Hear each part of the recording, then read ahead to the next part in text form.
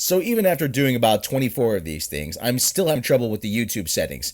YouTube has this thing where it reformats the video, and my software tends to reformat it automatically depending on what media I use, and everything comes out looking a little squashed.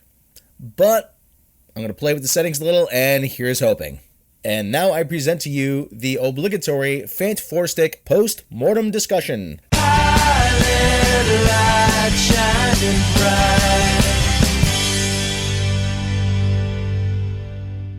So I have to do my obligatory Fant 4-stick post-mortem video. Even though the final chapter still hasn't really been written in the long, strange saga of Fox's desperate attempts to cling to the rights to Marvel's first family, the 2015 version of the Fantastic Four, and the studio's effort to bring yet another dark and gritty reboot of a beloved property to the big screen is an unmitigated disaster. Predicted to make an estimated $50 million during its opening weekend, made exactly half that total, largely due to bad reviews and negative word of mouth. And for those who keep talking of a sequel, all I have to say is, keep dreaming. This movie will not get a sequel, and you will never play these characters again. At least not in a future Fox-produced movie. Many will point to the casting of Michael B. Jordan as the Human Torch as the moment where this thing went off the rails. But if the biggest thing wrong with this film was casting a black actor as Johnny Storm, then fans wouldn't hate it as much. But there is one thing that encapsulates everything that went wrong with this film. And it's this. This is what someone's idea of what Dr. Doom should look like. The most badass villain in the Marvel Universe that was the inspiration for Darth Vader looks like a homeless man wearing a trash bag. This was a collective set of circumstances that conspired together to undermine this film, and it is symbolically represented by this. An expiring license, a studio that didn't want to make a film but had to and was embarrassed by the material. A younger, inexperienced director that the studio felt would be more cooperative. A younger and, more importantly, cheaper cast to reprise roles that they really didn't fit into.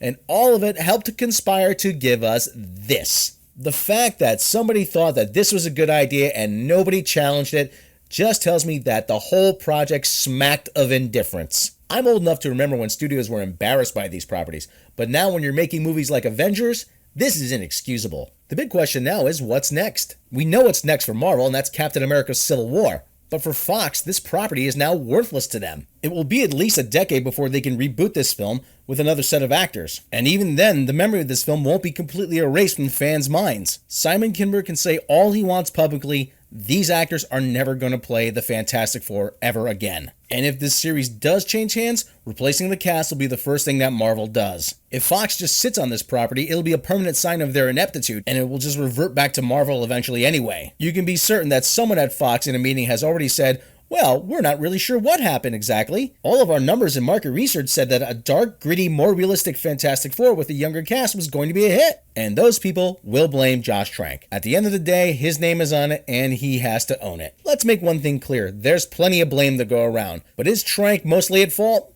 Probably. It was his baby from the get-go. So where does Fantastic Four as a franchise go from here? The innate problem with the Fantastic Four seems to be that nobody can agree on a direction for this property. So far, every effort has been made to modernize the property and to bring it in the 21st century so modern audiences can relate to it. And that's exactly the root of the problem. The Fantastic Four is a throwback to a more whimsical and optimistic time in America's history, the early 1960s Kennedy-era space race, when astronauts were celebrities and people felt that the sky quite literally was the limit. Yet every incarnation, with the exception of Roger Corman's, has chosen to run away from that.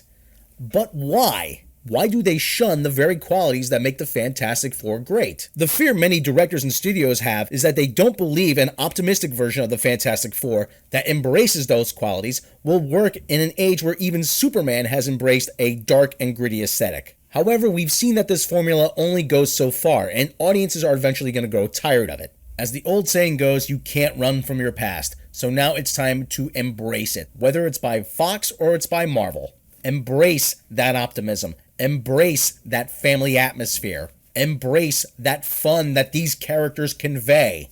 I'm not sure who said this, so I can't take credit for it, but so far as trying to modernize the team, it hasn't worked.